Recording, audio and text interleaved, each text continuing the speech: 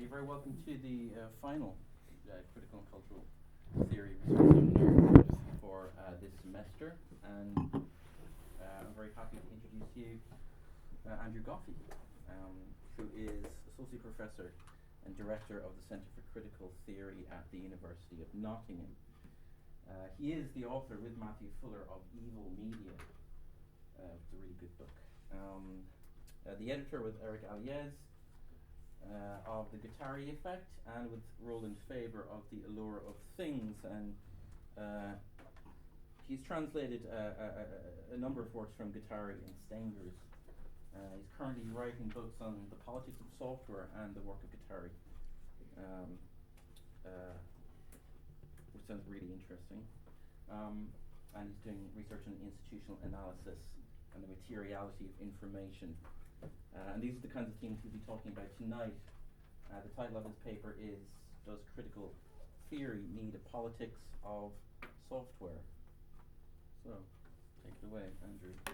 Thank you all for coming, and thanks Yene for putting up with my flip-flopping about dates. Yes, the title. It's not the sort of title I like for conference papers, visiting speaker talks, and so on and so forth. Because it's a very easy sort of question to reply one way or the other to, and not give it any further thought. So a student used that as a dissertation title, I'd throw it back in their faces. So those of you who've come here looking for a quick answer from me, I would say fairly abruptly yes, and you can go home if you want. If you'd hoped to hear no, you probably will want to leave now. Actually, I'm just joking aside. I think yes, there is a need for critical theory to think politically about software, but and there's a big but, and that has to do with how critical theorists develop concepts. I think for addressing information technologies, software, and so on and so forth. I should point out that I was originally going to call this paper a micropolitics of software, but on discussion we agreed that that would be even more off-putting than the current title, but it will tell you a little bit about where I'm coming from. So I'm actually trying to complete a book on the micropolitics of software. I've been trying to complete it for some time, for quite some time now. I think that indicates that I think in reality I'm a little bit of a sort of a Deleuzian at heart. So it might surprise you to discover that I'm a little bit sceptical about a lot of critical theoretical approaches to exploring issues to do with the digital technology and so on and so forth. Deleuze is one of those people that seems to have been kind of pressed into service for theorising any manner of things without much consideration, oddly enough, the challenges that the empirical complexity of those phenomena raise for the theorist. So I'm a sort of Deleuzian, but not an unguarded Deleuzian. Okay. I should probably warn you from the outset that what I want to talk about really are ideas that I'm trying to articulate as a way to frame the book that I've been working on. If I tell you I've been working on it on and off for 8 years, you'll appreciate that I'm sort of struggling to articulate some of it. So my apologies if bits of this don't make sense. Do feel free to interrupt me as I go on if there are things that aren't clear, and I'll clarify to the extent that I'm able, as long as that doesn't mean getting into kind of complicated conceptual issues about the grounds on which I speak. So I'll save those for questions afterwards. Okay, so I'll talk a little bit about the situation of software in relationship to the kind of area that I work in, which is critical theory, but I actually come from a bit of a mixed background. Started off as a sociologist, moved into philosophy, then moved into sort of artificial intelligence for a little bit until I realised I couldn't program computers. So I decided to move back into academia. But I'll talk a little bit about work that deals with issues around the kind of work that I'm interested in that deals with issues around software. It's particularly questions around software and power. So I'm very interested in thinking through the issue about how someone like Foucault might be used to to consider questions of power in relationship to software and software culture. So I'll talk a little bit about that. I'll say a little bit about, and then I'll move on to talk a little bit about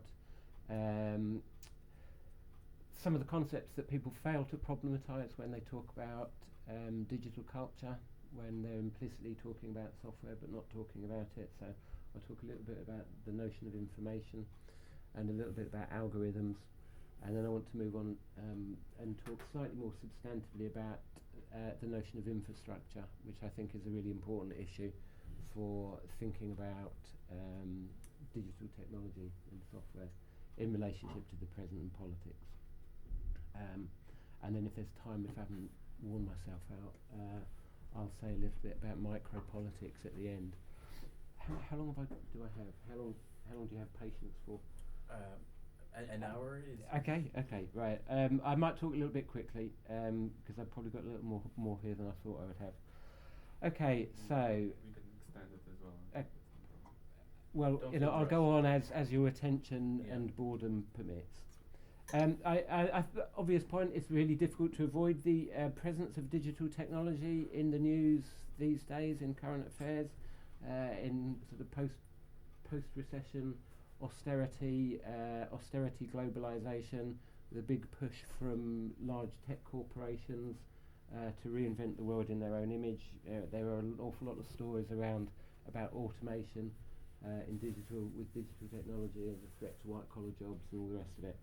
And I think this kind of coverage is quite interesting because it's often very difficult to tell how much of it is genuine concern and how much of it is a kind of advance operation by the tech corporations themselves trying to shape the grounds on which debate takes place. But it's around.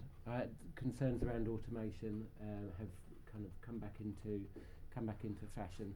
That they've been around for since at least the 1970s, when people started to ask serious questions about the relationship between information technology, unemployment, and so on and so forth. So it's around. It's a big issue in all sorts of ways, and it's obviously a very current issue for people who work in the university sector, and that's one of the reasons why I think thinking about infrastructures is important. But I'll come back to that. Okay, there's plenty of theoretical writing around now about digital technology, critical social and political theory, arguments about immaterial labour and cognitive capitalism, for example, digitality as a sort of transcendental condition, cyber-inflected cultural studies, German media philosophy, Heideggerian thinking warmed over to various degrees, digital humanities work of various stripes, and of course within the study of English, the move towards kind of practices of distant reading, the encroachment of corpus linguistics and so on and so forth. So it's the digital in various forms is present within the kind of landscape, the broad landscape in which critical theory operates. There's plenty of work which you would think might think would address issues around the digital, and yet signally fails to. And this is where I find Foucauldian research around governmentality particularly interesting. You might imagine that Foucauldians doing work on the anthropology of the contemporary would have something to say about software. They don't. They talk about kind of biotechnology, the Human Genome Project and stuff like that, but actually software is kind of absent, really. Researchers on governmentality, I believe they're referred to as the British Foucauldians, talk about practices of information gathering in relationship to kind of liberal state the practices of liberal politics, but they have a sort of unexplored, uninterrogated conception of information. And very, very rarely, for people who talk about the present, very, very rarely engage with kind of what you might think as salient issues from the present. So to give you an example, the widespread and recurrent failure of large-scale information technology projects in the public sector in the UK, very, very visible. is recorded as of note by the Public Accounts Committee. You can read, you'll have seen the headlines about the NHS and Ian Duncan Smith's universal credit system. But actually, if you look at some of the grey literature on this, the failures come thick and fast. Interestingly, though, the failures are also as preponderant in the private sector. It's just that you never get to hear about them. But if you do a little bit of digging around, you'll find management consultants heavily preoccupied by the fact that over 40% of large-scale technical systems, software systems produced for the private sector, collapse. They never actually get to be used. And it seems to me that this failure itself is should be an interesting issue for people who are exploring questions about power, particularly within that relationship between the state and the market, where Foucauldians often operate. Seems to me that this would be something they paid attention to, but they haven't. To the best of my knowledge, I mean, I'm not an expert, but the last time I did a lengthy survey of governmentality literature, I couldn't find anybody talking about software. And interestingly, science and technology studies, everyone talks about Bruno Latour these days. Science and technology studies is also strangely silent about software, which I don't understand. And this is something that Bruno Latour has actually commented on himself. So it's sort of invisible, which is, I mean, it's not entirely invisible, but it's kind of strange, it seems to me. And in particular, for people interested in questions of power and its mutations, I think these kinds of things might kind of make us pause and think a little bit. I mean, you do get people now talking about, say, the political economy of social media. Christian Fuchs talks a lot about kind of Facebook and what have you. So? Talks a lot about himself. Oh, I couldn't comment on that. Not because there's a recording going on here. But I think it's very interesting that he never thinks to question how it is that some of those large technology corporations, the history of how they acquired their power, and what that presupposes in terms of a relationship with users. So I mean, yes, of course, there is a political economy to social media, and there's a problematic issue around labour. But how people are kind of attracted into and kept within these kinds of assemblages seems to sort of fall a little bit by the wayside. Can I ask how David Columbia's work fits in with this? You can, but I can't answer that because I don't know it. Sorry. And finally, I should say, so there's work that does talk about digital technology, often in all sorts of interesting and imaginative ways, sometimes less imaginative. There's work that you think would but doesn't. And then there's work that does seem to address questions around software, but actually does tend to leave the material details of the technologies themselves completely invisible. And I'm thinking here about, you may know the work of Yoshi Benkler, The Wealth of Networks, or the sort of Marxist version of Yoshi Benkler, Paul Mason's recent book on post-capitalism. And there are some very interesting arguments that people are raising about the economics of information goods and the subversive potential of economic goods that are replicable at vanishingly small costs, and what that means for the economy. To cut a long story short, it means it's, as far as Paul Mason is concerned, it's going to completely destroy the regime of property, private property, associated with capitalism. But I mean, what people who make those kinds of arguments often tend to forget is that the vanishingly small costs of replicating information are also a kind of boon to people who like to kind of send spam out, who like to mount kind of botnet attacks and things like that. So again, I'm not saying that the arguments are completely wrong, but the arguments are slightly one-sided insofar as they manage to ignore all of the other stuff that comes along with the overproduction of information. And I think that to me, and that's in some ways that's part of the starting point for what I'm interested in, because that last observation raises for me a kind of question about the abstractions that people often use and theorists often tend to use when talking about digital technology, when talking about information capitalism, immaterial labour, and so on and so forth. And there seems to be a little bit of a reluctance to consider more carefully what references to, say, code or information or algorithm might actually imply. So it is, for example, recognised that the term information is problematic, and there's been quite a lot of discussion about this term, and yet that rarely stops researchers referring to information societies, information capitalism, and so on, as if the information that was implied in those phrases was somehow a uniform, somehow could be considered in some reasonably uniform way across the things that one was looking at. The universality of information, in the sense that information technologists think about it, is practically axiomatic for some. So Manuel Castells, information processing. Information processing is now, the kind of motor of the kind of technological transformations that he thinks we're currently obliged to live through.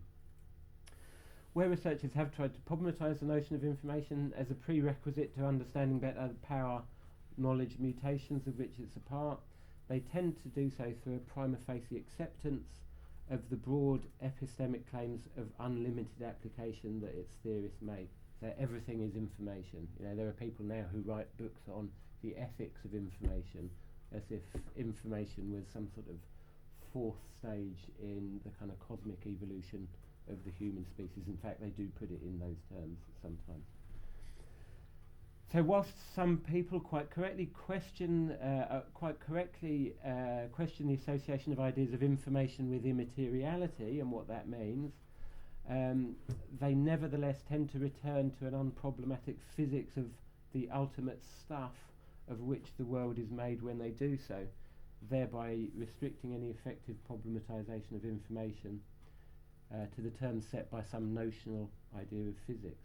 So Matthew Kirschenbaum, in his book Mechanisms, he's rightly pointed out that ignoring the materiality of information, say its indissociability from the hardware, the pipes, the devices through which it circulates, he's rightly pointed out that this makes it easy to ignore the way in which information is bound up in a problematic of abstraction that should be pertinent for critical accounts of culture. So the tendency of direction of information technology is a direction of greater abstraction from the kind of material operations of the machine. Yet in his own analysis, he's quite happy to ignore the ways in which information technologies emerge out of contexts in which they developed to act as a substitute for human practices, as if the abstracted relationship of duly materialised information models of social and cultural practices, the operations of a university, the operations of a healthcare system, the operations of a market, whatever, need not be questioned. So Kirschenbaum talks about abstraction, but abstraction is only ever away from some sort of notional physics, and never abstraction away from or out of the social world. And yet, of course, one of the things that the early critics of information technology, developing in the wake of someone like Harry Braverman, one of the things that they were very good at pointing out was precisely the way in which information technology could only act as a substitute for human labour if it abstracted, if technologists developed abstracted models of those processes. And of course, that's the Uber model of the Uber business model, as they call it, as well. So it's easy to lose sight of the fact that in its immateriality, information is not just an abstraction from hardware, from the circuits of chips, drives, and so on and so forth, as digital humanities scholars like Kirschenbaum sensibly remind us. It's also, and not incidentally, an abstraction from the processes that computation seeks to model. And it's an process of abstraction, that the historically close links between information theory and concepts drawn from physics should not allow us to forget. And there's a long history in the development of computing science where computing science models itself on some sort of notional idea of physics or mathematical physics, and sort of confines itself to thinking about computation purely in terms of the operations of the machine, somehow forgetting that the machine is not, it could never in reality be a purely isolated system in a sort of dynamic systems sense that physicists might use. It's always embedded in a broader network of relationships. So it seems to be the case that whilst the historical links of information as a technical entity with cybernetics, computing and communication need little explanation for people that are interested, kind of digital media philosophers and so on, the social qualities of information and hence its intimate connections with broader issues about power are less well understood.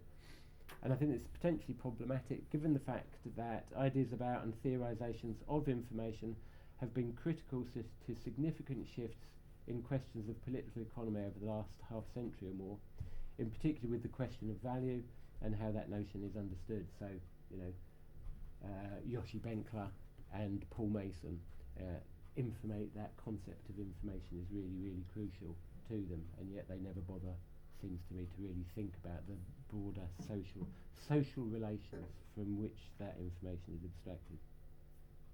So it's not just that some understanding of information has always been important for neoclassical economics, for example, which it has, but that conceptualisation of information is tacit to those claims made about the revolutionary virtues of network peer production.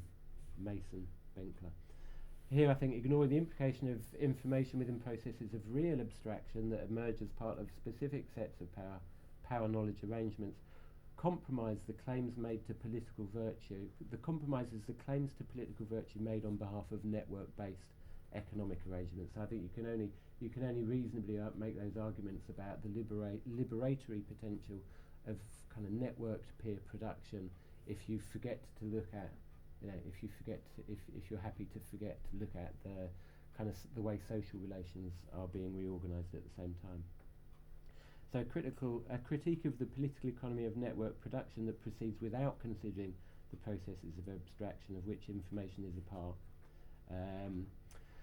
is, I think, problematic. Okay. So I've never really done a talk drinking wine beforehand, and I realise it's making my throat quite parched.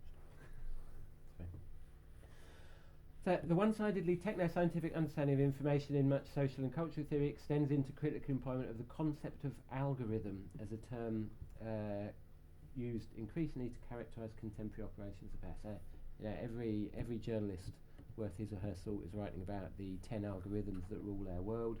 You know, cultural theorists have not been slow to sort of get on the bandwagon, but have not been slow also to bring algorithms into the fray. There's little doubting the increasingly important role that algorithms play in many areas of contemporary social, economic, cultural and political life, from their invisible operation within code spaces of contemporary infrastructures, cash points, car insurance, transport networks and so on, through the extraordinarily ramified links of outsourced labour practices, supply chain logistics and high-speed finance, the operations of social media and the ubiquitous data-gathering practices of government intelligence agencies, public bodies and large corporations. So, I mean, if computation and software is everywhere, and algorithms are everywhere as well, because you can't have software without algorithms. Algorithms have a peculiar salience to understanding the operational practices of contemporary security and securitisation. So Louise Amour's work on algorithmic war is a very good example of this. As does the work of Antoinette Rouvroy on algorithmic governmentality. And this kind of work may itself be interpreted more broadly as a description of the biosecuritarian logic of control that someone like Gilles Deleuze was starting to talk about in the early 1990s in a very sort of loose, slightly speculative way.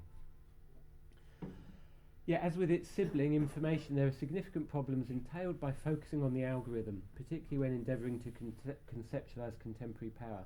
Whilst addressing the algorithm may helpfully draw attention to important aspects of the epistemic shifts that are characteristic of the new forms of knowledge that are central to the emergence of control. So without algorithms, data valence practices would be impossible.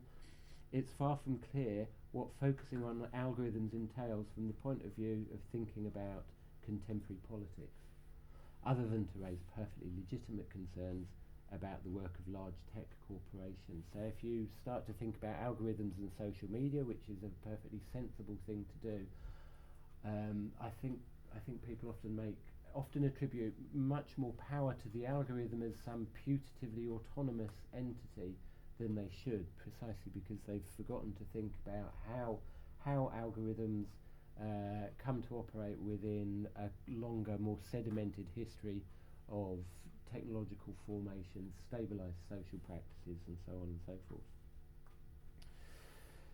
So the notion of the algorithm provides a theoretically intriguing focus for studying about the mutations of power associated with computation, if not in practice and empirically very well thought through research strategy. However, it's important to acknowledge that the algorithm, represented by computer scientists as the central entity of their inquiries, offers a decidedly selective starting point from which to explore and understand the complex machinery of computation. Focusing on it, evident as much in those pop scientific headlines about algorithms that rule our lives as the more theoretically sophisticated accounts of computational algorithmic culture, presuppose a decision to follow the rationalist epistemic reading of technology favoured within university-based computer science.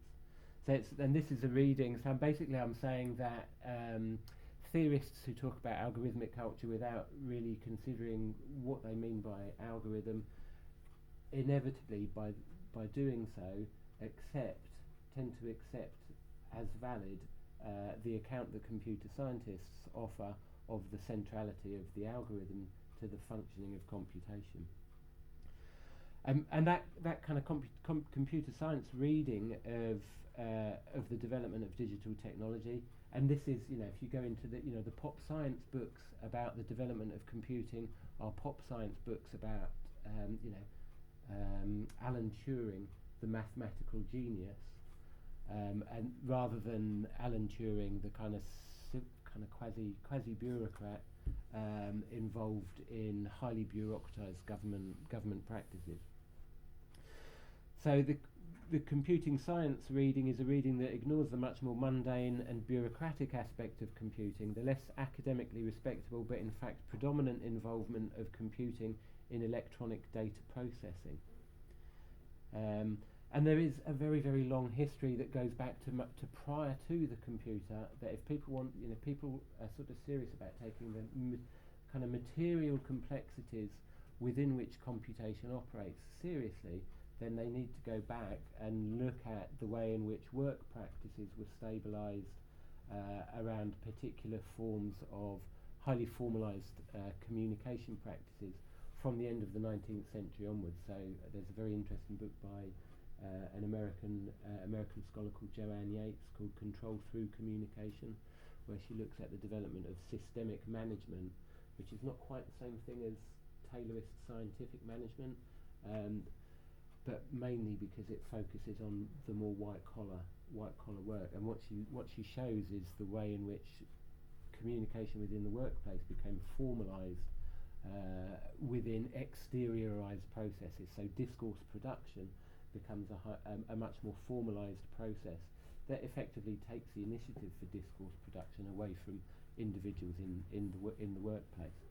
And the development of computing out of kind of calculating machines, filing technologies, and so on and so forth presupposes the stability of those workplace-based practices. Okay. So it's one thing to acknowledge that there cannot be computation without algorithms, and no one would deny that, but it would be quite another to insist on starting from there as a way of endeavouring to understand the role of these kind of apparatuses of digital technology in contemporary power formation. So my tacit criticism there is that theorists who kind of start off or place central emphasis on the algorithm as a way for understanding the development of contemporary culture have been a little bit seduced by the claims of computer scientists, and I think that they need to think about, in a kind of more Foucauldian move, need to think about the broader discursive formations and non-discursive practices out of which that computation emerges.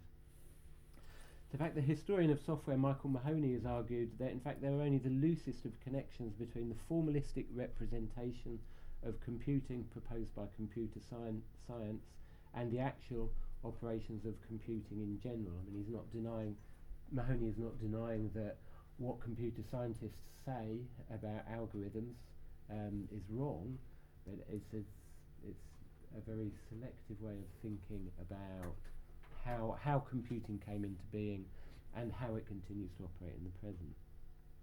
The highly mathematical formalism that has grown up in university research environments and its apparatus overlooks this more complex history of bureaucracy, of technocracy, and already highly routinized context in which the algorithmic operations of computing as information processors were put to work and continue to be put to work. So one of the areas in which I've been doing research is in computation in the NHS, and it's really striking to look at, if you look at communication within the NHS, one of the things that a lot of on-the-ground medical staff would be really, really happy to see a replacement for is the beeper.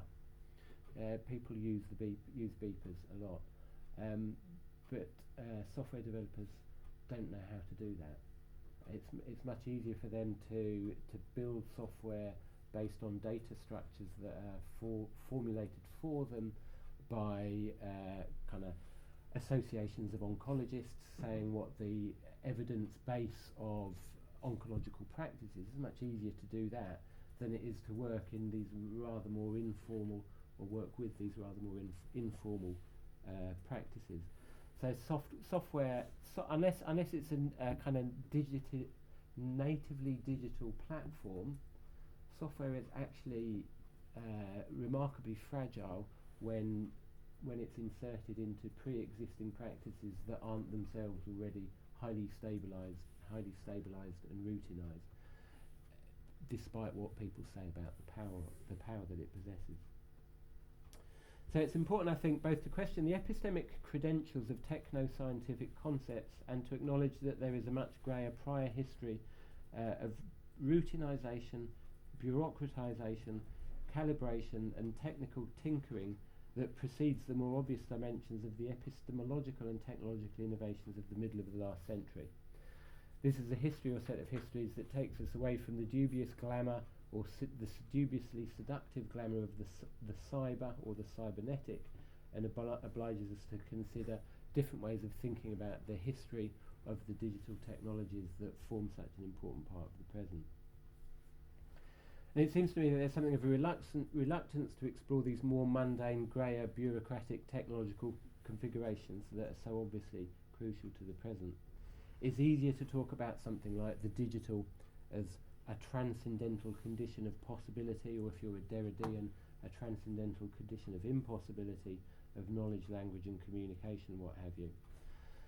And this in turn raises, I think, important questions about infrastructure and about why infrastructure, which is so clearly present in day-to-day practices of all forms of knowledge production, including the work of academics in universities, why this seems to have been somewhat overlooked.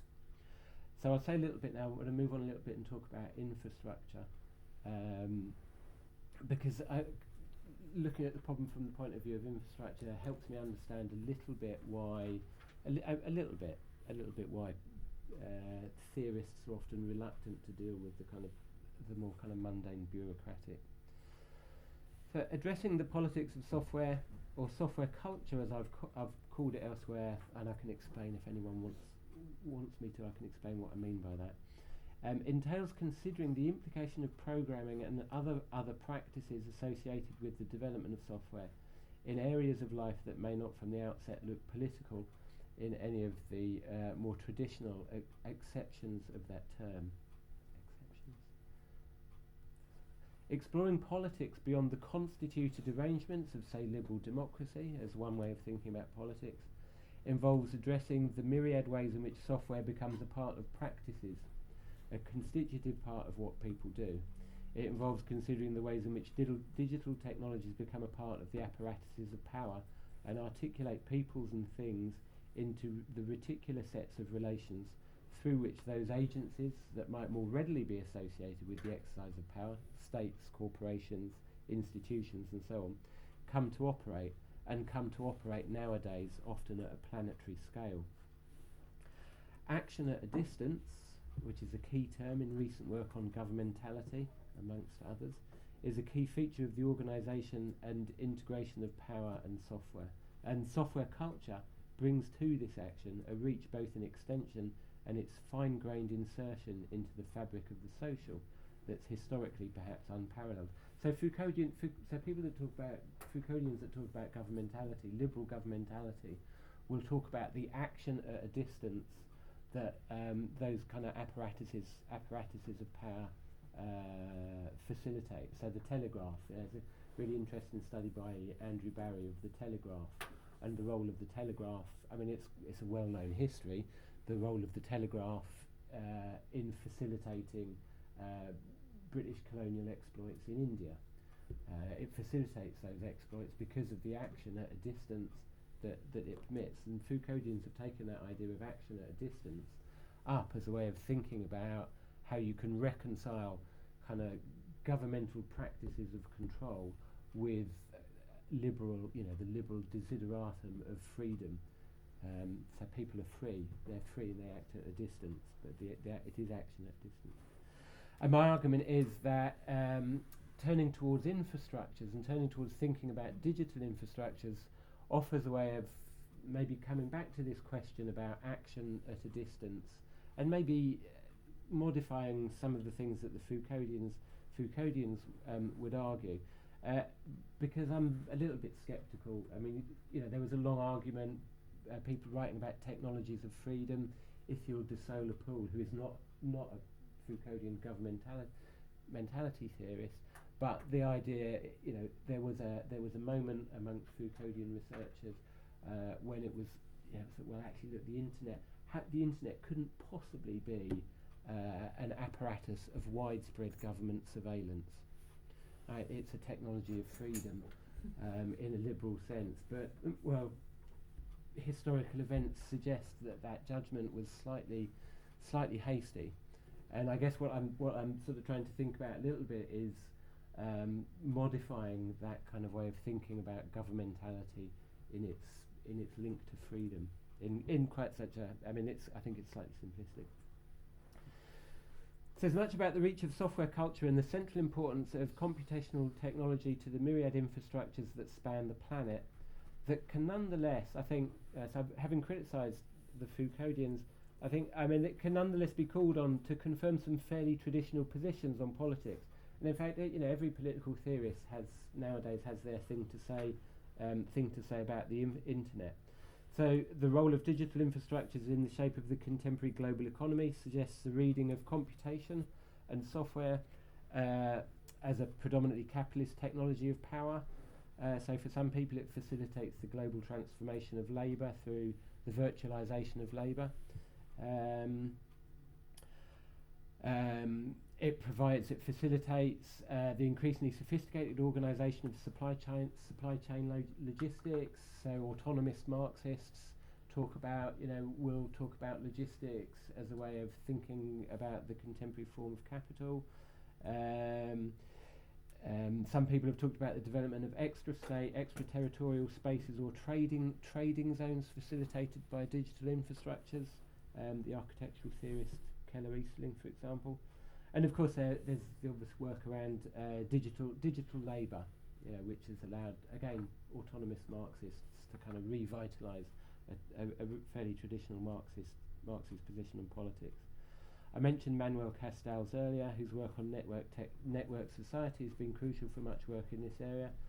For Castells, information technology is important not just because of the way that it facilitates the informatized production of contemporary capitalism, by virtue of the role that such technologies have as the first of the three layers of his global space of flow.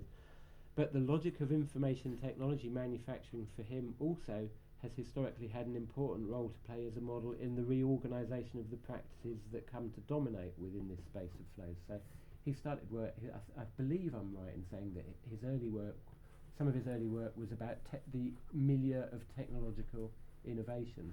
And I think he's carried those ideas about technological innovation in software production through as a sort of model for thinking about contemporary informatized global spaces of flows more generally.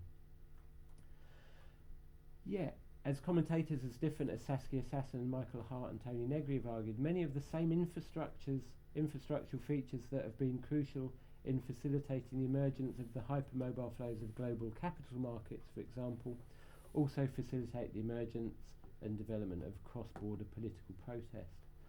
From some points of view, the radically decentered quality of the operational aspects of the internet, the relative neutrality of the operations of network communication, the levelling effect of the reorganisation of economic relations around information and new forms of network-based peer production they imply, can just as easily confirm a vision of computational technologies as implied in a growing democratisation of the world.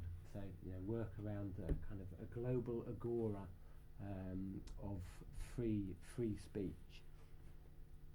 So you can liberal positions on politics can be confirmed by the presence and operations of these infrastructures, just as can Marxist kind of heterodox Marxist autonomous positions.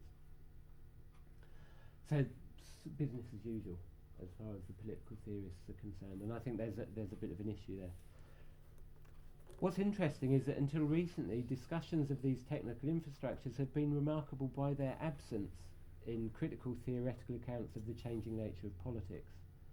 Where they have figured, typically in relation to the challenge made to the role of the nation state, digital infrastructures are typically framed precisely in terms of an abstracted and unconsidered appeal to information and to a model of understanding of technology that replicates primarily technical engineering conceptions of infrastructure. So if you read the accounts where people do talk about infrastructure, ostensibly from a critical point of view, they take the position that infrastructures are primarily about the exchange of information, which is the technical point of view on what infrastructures do. And I'm not saying that that's necessarily wrong, but as I was saying earlier, when you think about information, it's a very selective and limiting starting point for thinking about and understanding how these infrastructures operate, and for thinking about what it is they might be doing.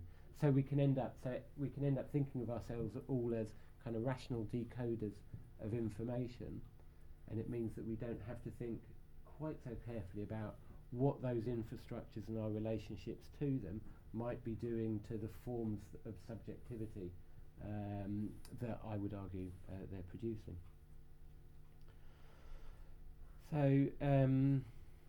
So there's an abstracted and unconsidered appeal to information and to a model of understanding of technology that replicates those technical engineering conceptions of infrastructure. Such accounts tend to remain remarkably untroubled by the technical details of infrastructures, taking them for granted somewhat. It's a little bit like a general who considers the topography of the terrain, and I'm thinking about people who do politics here. It's a bit like a general who would consider the topography of the terrain on which a battle is to be fought by reading the enemy's description of it. So people didn't stop to think about how the internet, cyberspace, was implicated in a whole set of other legal, political, economic, and other relationships. And obviously the CIA got to that before WikiLeaks had time to realise exactly what the implications of that were. And so when cyberspace theorists talk about the Declaration of Independence of Cyberspace, the famous John Perry Barlow Declaration, like here is a new extraterritorial space. It's a nice idea, but it's made in complete abstraction of those other kind of networks of relationships. And I think Foucauldian microphysics is well suited to analysing that terrain and what's going on in there, rather than thinking about it in terms of information exchange as engineers and software developers might like us to think it in terms of. It's important to acknowledge, though, that as actually saying, I'm not saying that everybody thinks in those terms. There is some really interesting work around about infrastructures. Susan Lee Starr is somebody who's done some very interesting work there. It's important to acknowledge that infrastructures are not simply large-scale technical systems, any more than they are simply technical. The idea that technical systems are always and unavoidably socio-technical systems is now a widely accepted point. It's one of the virtues of science and technology studies, I suppose. More pointedly, whilst it's also accepted among some researchers at least that digital infrastructures are irreducibly heterogeneous, plural, and as such not ideally susceptible of simplistic globalizing analysis, there are other issues to consider that might take us onto the ground of at least some critical theoretical concerns. One feature of infrastructure here seems particularly worth considering. A number of commentators have observed that it's precisely to the extent that they go unobserved, becoming an unquestioned and taken for granted resource of everyday life, that technologies become infrastructural. As Susan Lee Starr says, people don't talk about infrastructures because they're boring. I talk to my students. I do a first year course on communications and technology, and I sort of point to all of the little areas in the room that allow them to connect to the internet. Because you ask them where's the internet, and they say, well, it's around us. But they're not interested in that. The details of how these things operate don't seem to concern them at all. It's taken for granted. And I think some critical theorists are sort of guilty of precisely the same thing.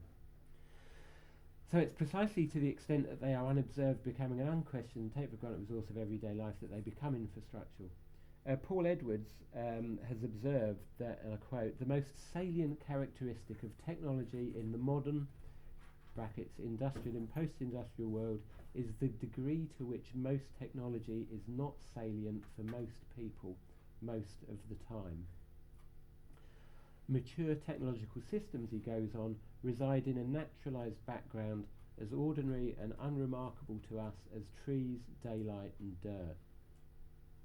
Bruce Mau, the designer, goes a step further, suggesting that the, quotes, intensely developed infrastructures through which we live our lives have achieved a sort of design nirvana, accomplishing the secret ambition of design, which is, he suggests, precisely to become invisible. If you notice the design, it's a failure.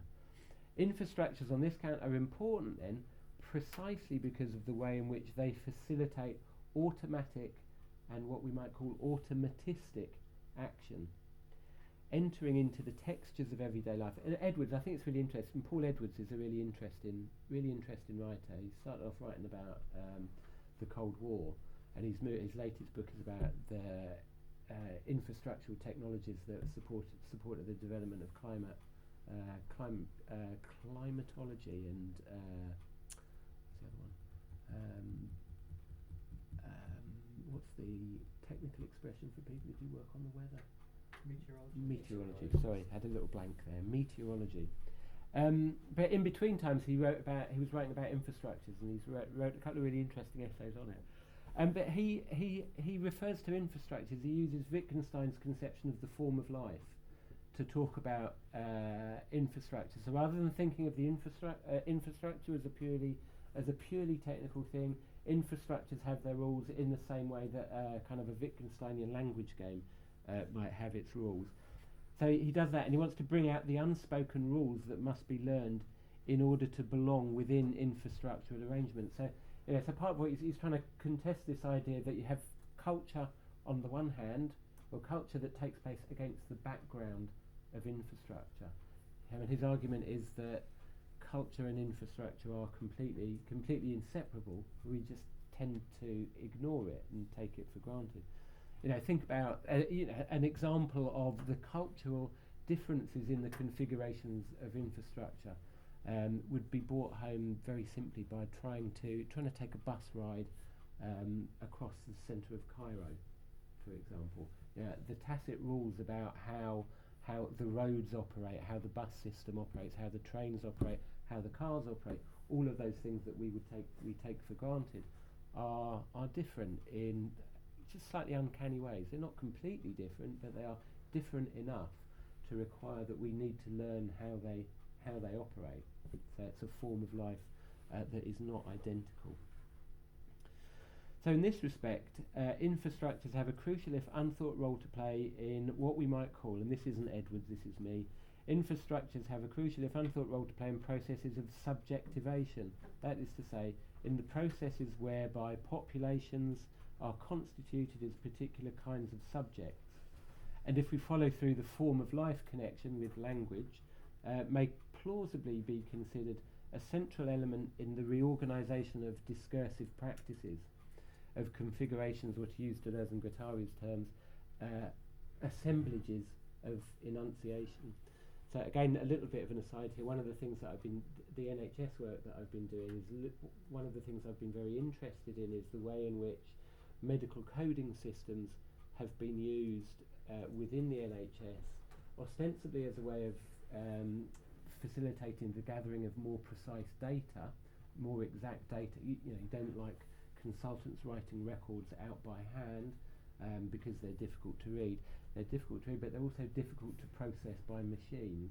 And the mandated use of kind of semi-automatic coding technologies in the NHS is part of a push towards making all of the kind of data within the NHS structured and therefore readable by machines and processable by machines, and therefore it provides a way of challenging certain forms of expertise, because if you compel consultants to produce discourse, the recording of a diagnosis, some sort of a discussion about a form of treatment through machine readable means, you have a way of extracting that information from them, and there is evidence in the US that those kinds of processes are used to generate actuarial models about what kinds of diagnoses and what kinds of treatments insurance companies are willing to pay for.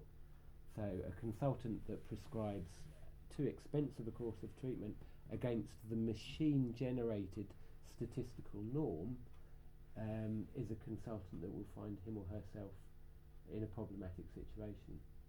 So it's a constrained use of discourse.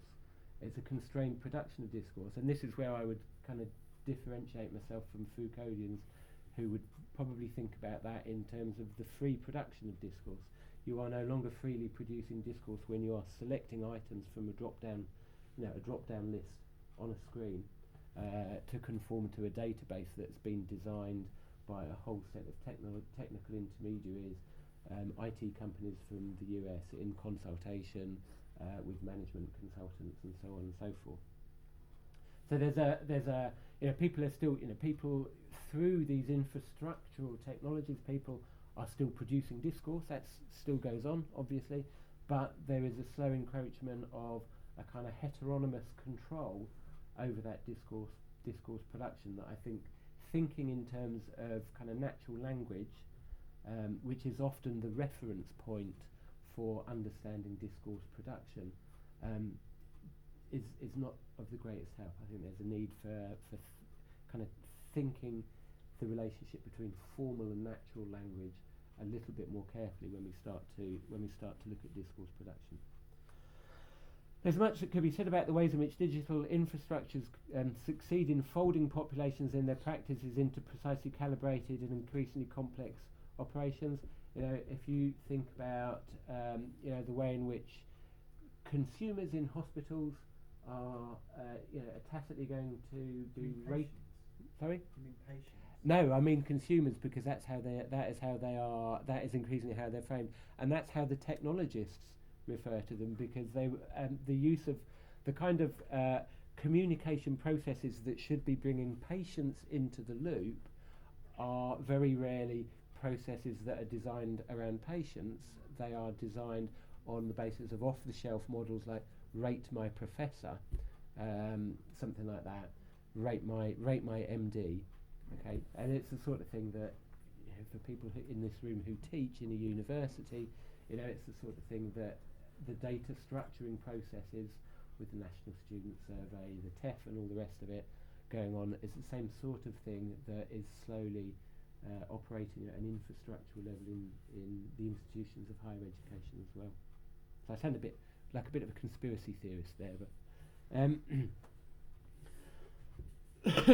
but what I want to say, and I've got, if you're worrying about me going on forever, I've got about another 10 minutes or so, Yes. and then I'll stop and let other people talk.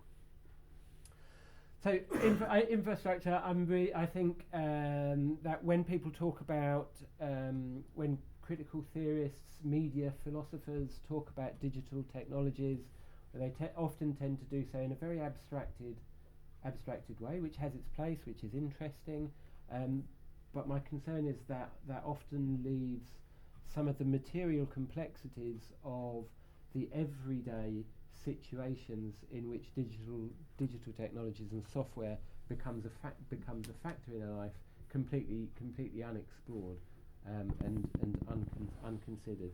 And I think that thinking about that and thinking about those prior histories, which are bureaucratic, which are grey and a little bit boring, I think is very, very important, and I think that's often the work that seems to be a little bit missing. What I'll do now, though, I just want to talk a little bit about the kind of conceptual risk, if I could put it in those terms, that I think is involved in trying to bring software into thinking about politics, whilst insisting at the same time on the importance of the technical details of the operation of infrastructure. So that, I'm not an advocate of engineers, and I'm not an advocate of a lot of the work that software developers do, but I think it's important not to abstract it out of the picture, and I think that there are a lot of ways of thinking about it that allow it to be abstracted out of the picture. So Isabel Stengers would talk about this as the kind of shortcuts that theorists often use to talk about things that they actually feel a little bit uncomfortable talking about. The predominantly technical framework for considering digital infrastructures is one that tacitly separates out technical infrastructures on the one hand and what they do from questions of experience. This is a kind of bifurcated kind of thinking, and I think it can make it difficult to understand the ways in which digital technologies form constitutive elements of experience, folding together subjectivity and domains that might more normally be considered to be society or culture, or even the intimately personal domain of psychology, with more or less successful technical operations. So there's an institutional separation between thinking technically about engineering and thinking psychologically, culturally, sociologically, and so on and so forth about experience. It's not just a conceptual split, there is an institutional split, I think. The literature on the kind of networks that form through digital infrastructures often refer to the fluidity of experience in under digital conditions, even going so far as to characterize entire historical epochs in terms of their liquidity. But they tend to do so without much of an explanation, other than in kind of broadly abstract or in macroeconomic terms, without much of an explanation of what these flows are, or indeed how they are constituted, or indeed whether they are always flows at all. Because I mean, one of the most striking things about so much experience of digital technology is just how poor it is, just how crap and unfluid it is, how unseamless an experience it can be using these technologies, how often they break down, how often they don't do what they say they should do. So there's an idealisation. I think there's often an idealisation that goes on about digital technology and its links to experience that happens when it becomes a little bit too easy to separate the two things out. So in this respect, and in others that should be considered, which I won't talk about, addressing digital infrastructures as a frame for thinking about questions around politics and software culture entails problematizing the operations of such technologies, considering some of the ways in which they might usefully be addressed in terms of, say, questions about power and resistance in Foucauldian terms. So, the fact that so many of these big IT projects in both the private and public sector fail, I think could be very interestingly addressed by thinking about it in terms of actually the kind of constitutively problematic nature of digital technological work in its relationship to other forms of practice.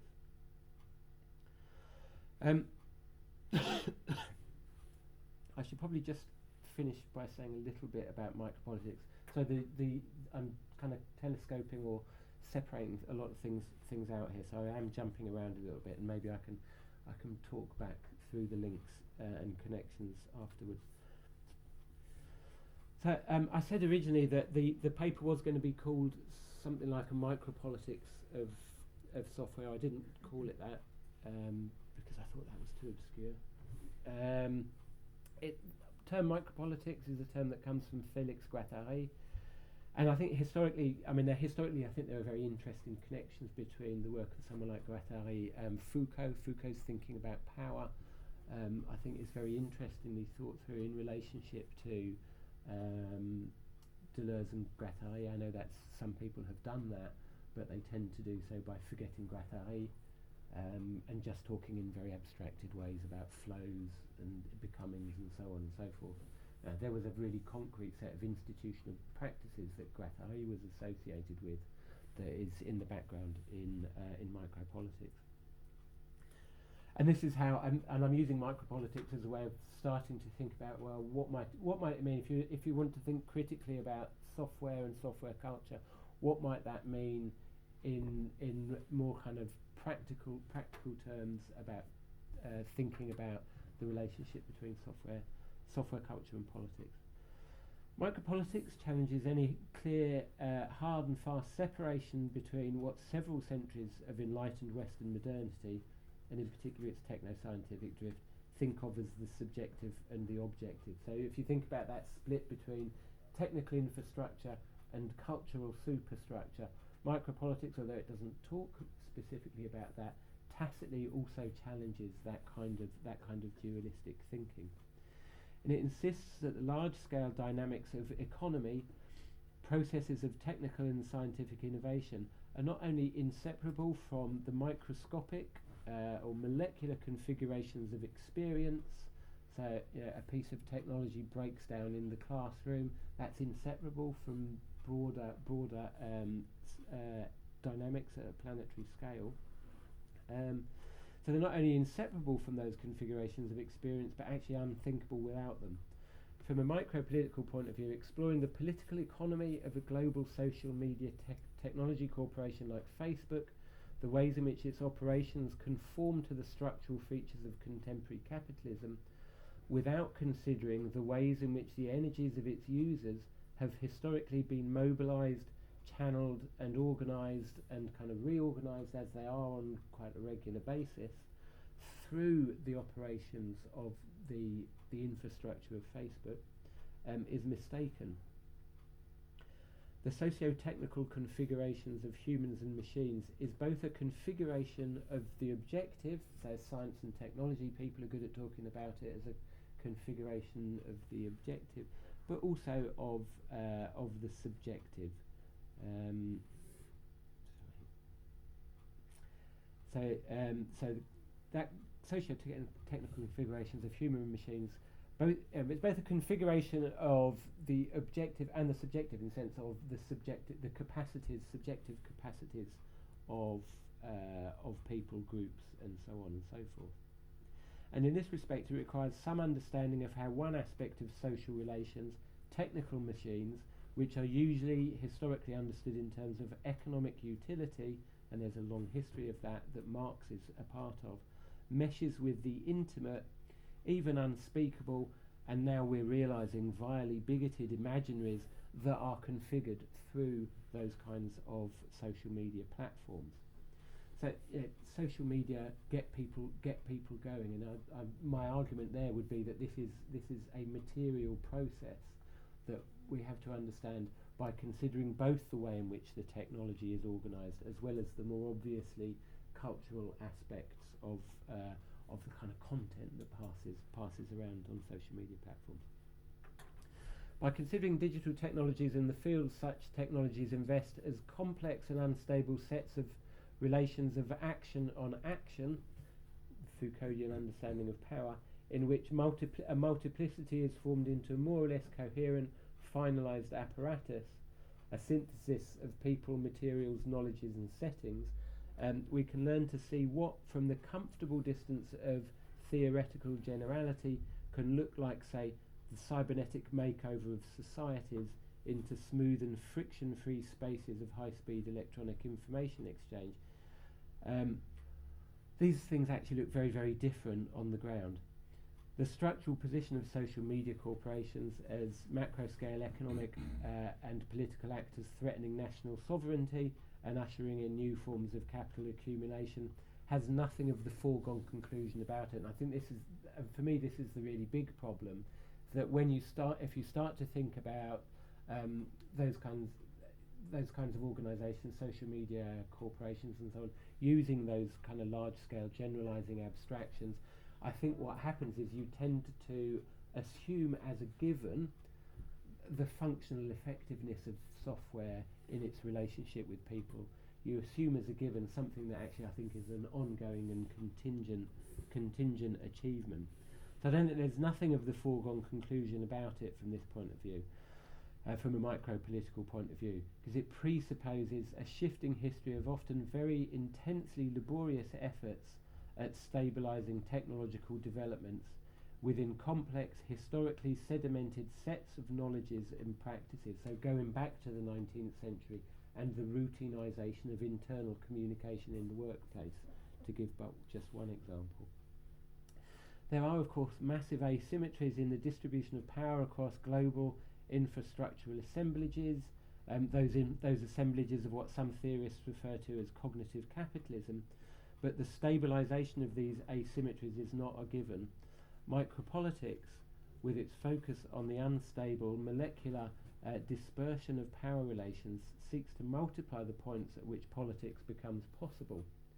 But I think to do that, it's obliged to find new ways of delving into the technological unconscious, if you like, of the present moment of history. And I think that's where I'll stop.